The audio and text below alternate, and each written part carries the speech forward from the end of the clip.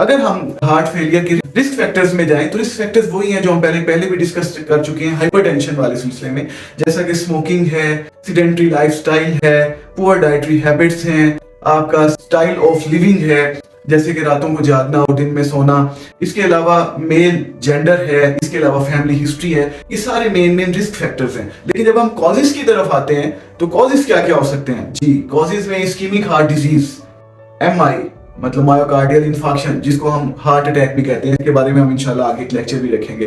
Dilated cardiomyopathy, ये एक ऐसी बीमारी है जिसमें दिल के पट्टे जो हैं वो डायलेट कर जाते हैं, अपने साइज से बढ़ जाते हैं।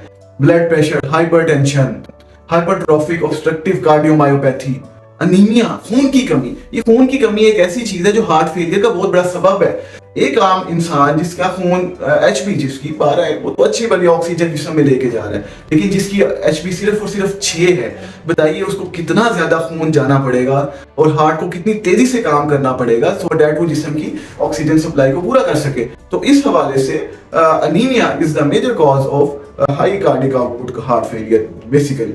हाइपरथायराइडिज्म मतलब जब थायराइड की आप में ज्यादा क्वांटिटी हो जाती है तो इसको हम हाइपरथायराइडिज्म कहते हैं। इस बीमारी में भी cardiac high output cardiac failure के चांसेस होते हैं। Similar is the case with pregnancy. Pregnancy भी एक ऐसी स्टेज है जिसमें बॉडी की ऑक्सीजन डिमांड बढ़ जाती है और इसकी वजह से हार्ट को अपनी इस्तादात से ज्यादा एफर्ट करनी पड़ती है, so that also causes the high output cardiac failure.